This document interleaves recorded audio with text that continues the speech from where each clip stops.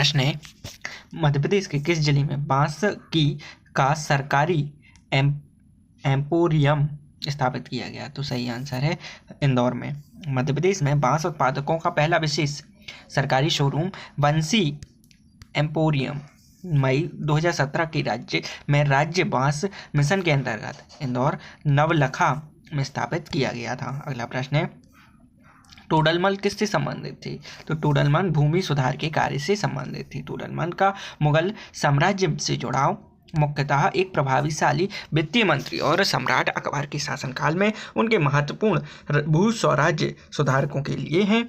उन्होंने जब्त प्रणाली विकसित की जो उर्वरा और उत्पादकता के आधार पर भी भूमि मापन और राजस्व संग्रह की एक व्यवस्थित परिस्थिति थी, जो बाद में दहसाला प्रणाली का अग्रदूत बनी। अगला प्रश्न है, सही सूची को मिलाइए। तो सही आंसर है बाट का है शक्ति मात्रक, नॉट का मात्रक है समुद्री जहाज की गति, विभवांतर है बोल्ट से संबंधित, और कैलोरी किस में मापी जाती है? तो कैलोरी मापी जाती है ऊर्जा ऊष्मा।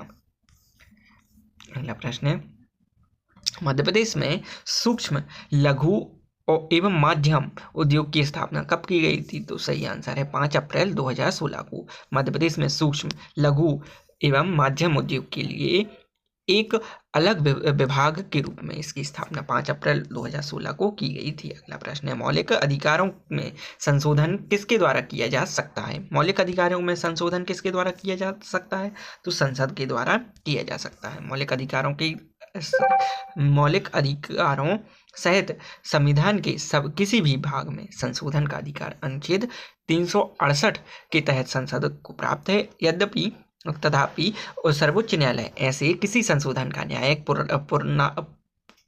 पुनरावलोकन कर सकता है तथा उसे संविधान के मूल ढांचे इस संकल्पना को सर्वप्रथम 1973 के केशवानंदन भारती के मामले में प्रस्तुत किया गया को प्रभावित करने की सीमा रद्द भी कर सकता है।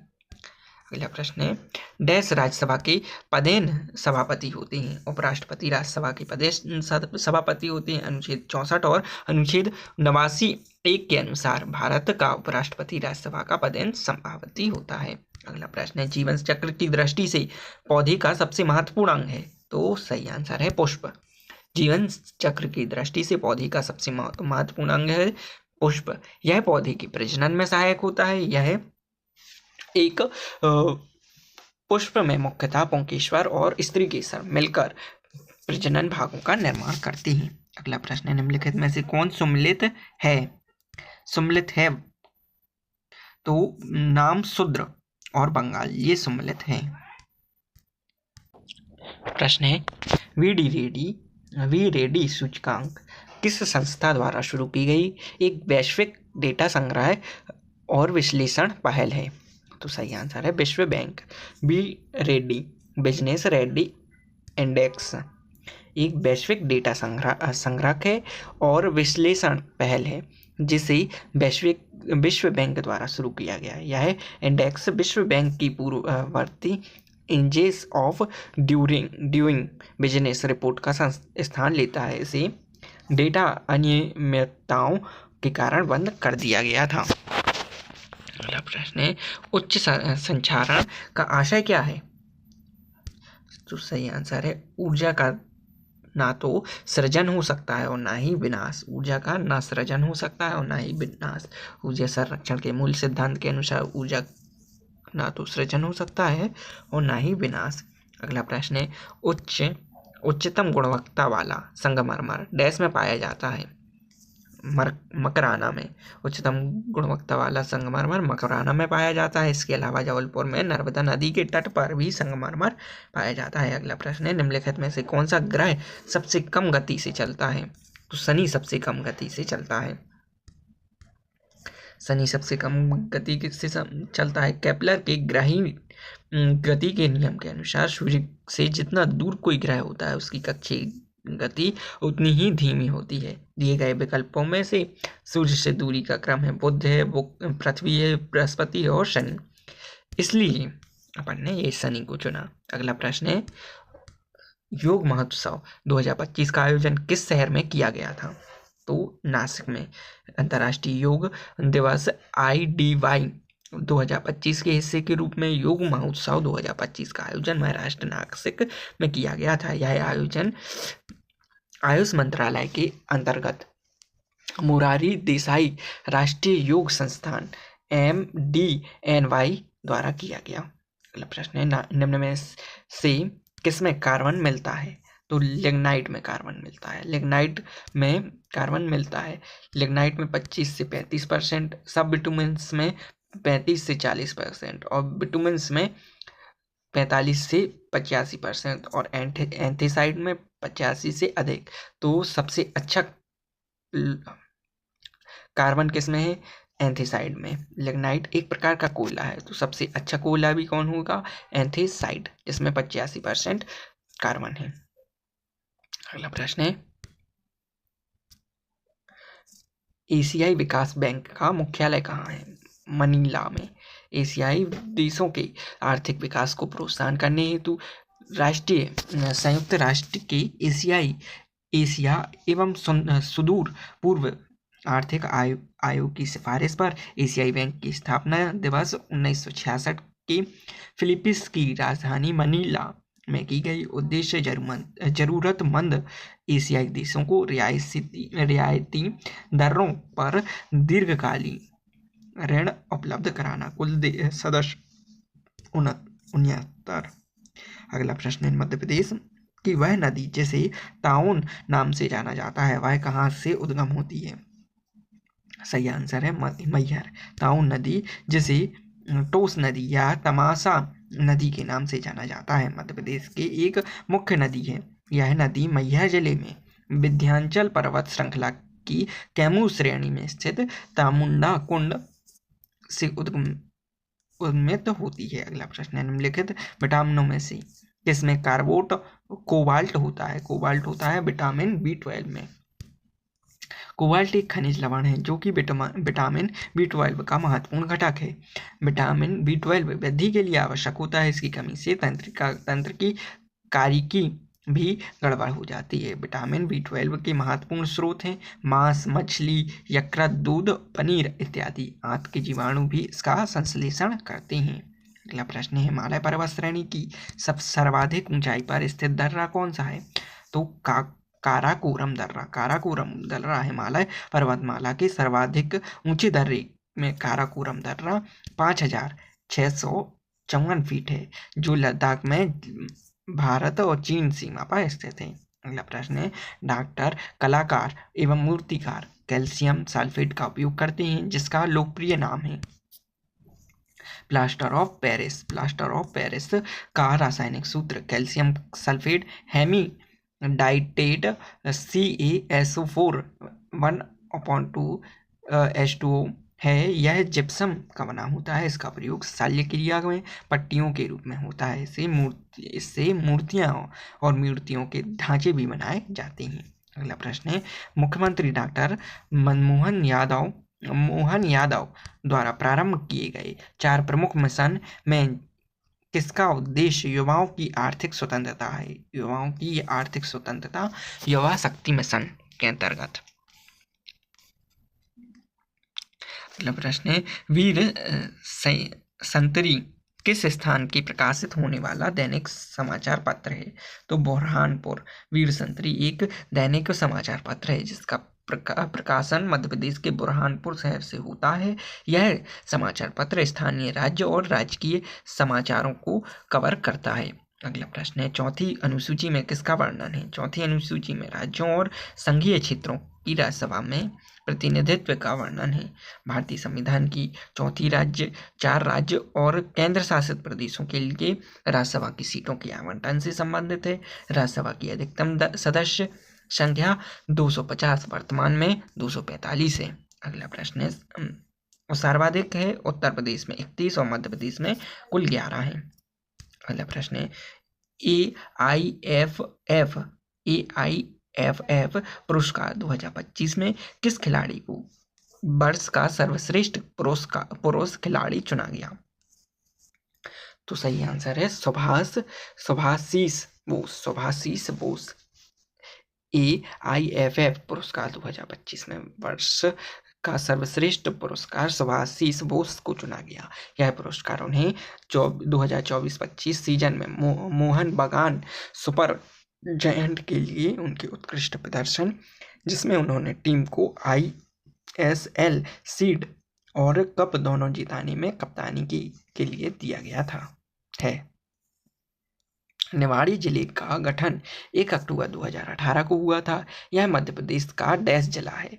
यह मध्य प्रदेश का 52वां जिला है। निवाड़ी मध्य प्रदेश का 52वां जिला है। इसे 1 अक्टूबर 2018 को टीकमगढ़ जिले से अलग करके, किस जिले से? टीकमगढ़ जिले से अलग करके जिला बनाया गया। अगला प्रश्न है, हाल ही में लंकुंडी स्मारक समूह को यूनेस्को की संभावित सूची में शामिल करने का प्रस्ताव दिया गया। यह मंदिर किस राज्य में स्थित है? तो कर्नाटक में स्थित है। लंकुंडी मंदिर जो हाल ही में यूनेस्को की अस्थायी विश्व धरोहर सूची में शामिल किए जाने के प्रस्ताव के कारण चर्चा में है। भारत के कर्नाटक राज्य में स्थित है। यह मंदिर समूह कर्नाटक के गडक जिले में स्थित है। यह पश्चिम चालुक्य वास्तुकला के उत्कृष्ट उदाहरणों में से एक है। अगला प्रश्न है, जिम्बाब्वे को पहले जाना जाता था। जिम्बाब्वे को पहले रोडेशिया के नाम से जाना जाता था। यह नाम ब्रिटिश उपनिवेशी और व्यवसायी सेसिल रोडेस के नाम से रखा गया था। देश को 1980 में स्वतंत्रता मिलने के बाद इसका नाम बदलकर जिम्बाब्वे कर दिया गया। अगला प्रश्न है, जातक पवित्र ग्रंथ है बुद्धों का। जातक कथाएं बुद्धों का पवित्र ग्रंथ है। इन ग्रंथों में गौतम बुद्ध के पिछले जन्मों की कहानियां और किंवदंतियां संकलित हैं। ये कहानियां बुद्ध के विभिन्न जन्मों में नैतिक मूल्यों और सद्गुणों को दर्शाती है। अगला प्रश्न है, निम्नलिखित में से कौन सा बहुलक बुलेट प्रूफ वस्त्र बनाने में उपयोग किया जाता है? बुलेट प्रूफ वस्त्र बनाने में पॉलीएमाइड, बुलेट प्रूफ जैकेट बनाने में पॉली पैराफिलीन टेप्टोथोलेमाइड यानी पॉलीएमाइड नामक बहुलक का उपयोग किया जाता है। यह सिंथेटिक फाइबर है जिसका ब्रांड नाम केवर है। अगला प्रश्न है, यमुनोत्री, गंगोत्री, केदारनाथ और बद्रीनाथ 4 धाम पवित्र स्थल हैं जो डैश में स्थित है? उत्तराखंड में है। चारों उत्तराखंड में स्थित हैं। यमुनोत्री, गंगोत्री, केदारनाथ और बद्रीनाथ उत्तराखंड की 4 धाम हैं। 4 धाम उत्तराखंड में स्थित हैं।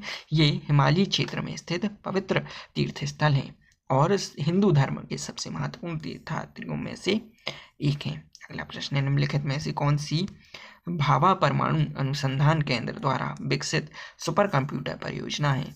तो अनुपम परियोजना।